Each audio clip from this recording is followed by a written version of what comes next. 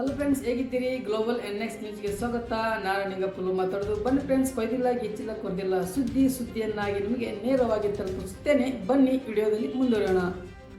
ನೋಡಿ friends, cricket ಲೋಕದಲ್ಲಿ ಈಗ T20 ವರ್ಲ್ಡ್ ಕಪ್ ಜ್ವರ ಶುರುವಾಗಿದೆ. ಮೊನ್ನೆ ಅಷ್ಟೇ ನಮ್ಮ ಅಂಡರ್-19 ಹುಡುಗರು ವರ್ಲ್ಡ್ ಕಪ್ ಗೆದ್ದು ಇತಿಹಾಸ ಸೃಷ್ಟಿಸಿದರು. ಈಗ ಸೀನಿಯರ್ ಟೀಮ್ ಸರ್ದಿ ಅಮೆರಿಕದ ವಿರುದ್ಧ ಪಂದ್ಯದಲ್ಲಿ ಸೂರ್ಯಕುಮಾರ್ ಯಾದವ್ ಮೈದಾನದ ಮೇಲೆ ಮೂಲೆಗೂ 6 ಕಚ್ಚಿ 84 ರನ್ನು ಬಾರಿಸಿದ್ದಾರೆ. ವಿಶೇಷ ಅಂದರೆ ಗಾಯದ ಸಮಸ್ಯೆಯಿಂದ ಶಿವರಾಜ್ ಅವರು ಸಡನ್ ಆಗಿ ಕರೆ ಬಂದು ಅವರು ಸ್ಪೇನ್ ಪ್ರವಾಸಕ್ಕೆ ಹೋಗಬೇಕಿತ್ತು. ಆದರೆ ಮ್ಯಾಡ್ರಿಡ್ ಫ್ಲೈಟ್ ಬಿಟ್ಟು ಈಗ ವರ್ಲ್ಡ್ ಕಪ್ ಆಟ ಆಡಲು ಶುರು ಮಾಡಿದ್ದಾರೆ. ನೋಡಿ ಫ್ರೆಂಡ್ಸ್, ಮತ್ತು ಇನ್ನು ಟೆಕ್ ಲೋಕದ ಬಗ್ಗೆ ಮಾತನಾಡುವುದಾದರೆ ನಮ್ಮ ಕನ್ನಡಿಗ ರಾಹುಲ್ ಪಟೇಲ್ ಈಗ ಜಗತ್ತಿನ ಪ್ರಖ್ಯಾತ AI ಕಂಪನಿಯ ಆಂಥ್ರೋಪಿಕ್ CTO ಆಗಿ ನೇಮಕಗೊಂಡಿದ್ದಾರೆ. ಇದು ಇಡೀ ಕರ್ನಾಟಕಕ್ಕೆ ಹೆಮ್ಮೆ ಪಡುವಂಥ ವಿಷಯ. ಜೊತೆಗೆ ವಿಶೇಷತೆ, ಅಮೆರಿಕದಲ್ಲಿ ಟ್ರಂಪ್ ಅವರು ಭಾರತದ ಮೇಲಿನ ಟ್ಯಾಕ್ಸ್ 25% ಸುಂಕವನ್ನು 18ಕ್ಕೆ ಇಳಿಸಿದ್ದಾರೆ.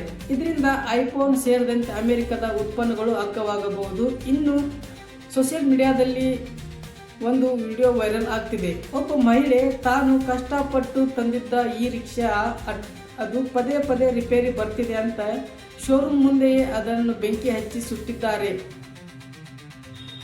ನಮ್ಮ ಬೆಂಗಳೂರು ಮೆಟ್ರೋ ಒಂದು ನೆಮ್ಮದಿಯ ಸುದ್ದಿ. ಮೆಟ್ರೋ ದರ ಏರಿಕೆಯಾಗುತ್ತಿದ್ದಂತೆ ಸುದ್ದಿ ಇತ್ತು. ಆದರೆ ಕೇಂದ್ರ ಸರ್ಕಾರ ಮನವಿ ಮಾಡಿದ ಬಳಿಕ ನಮ್ಮ ಮೆಟ್ರೋ ಈಗ ದರ ಏರಿಕೆ ತಾತ್ಕಾಲಿಕ ಬ್ರೇಕ್ ಬಿದ್ದಿದೆ. ಇನ್ನು ಗೃಹಲಕ್ಷ್ಮಿ ಯೋಜನೆ ಹಣ ದುರುಪಯೋಗ ತಡೆಯಲು ಸರ್ಕಾರ ಹೊಸ ನಿಯಮ ತರ್ತಿದೆ. ಅರ್ಹ ಫಲಾನುಭವಿಗಳು ಮತ್ತು ತಮ್ಮ ದಾಖಲಾತಿಗಳನ್ನು ಸರಿಯಾಗಿ ಇಟ್ಟುಕೊಳ್ಳ ಎಂದು ಮನವಿ ಮಾಡಿದ್ದಾರೆ.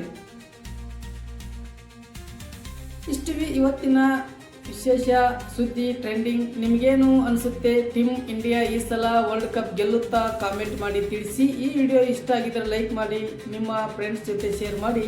ಇದೇ ಥರ ಡೈಲಿ ಅಪ್ಡೇಟ್ಗಾಗಿ ಈ ಚಾನಲ್ ಸಬ್ಸ್ಕ್ರೈಬ್ ಮಾಡಿಕೊಳ್ಳಿ, ಲೈಕ್ ಮಾಡಿ. ಸಿಗೋಣ ಮತ್ತೆ ನಾಳೆ. Bye friends.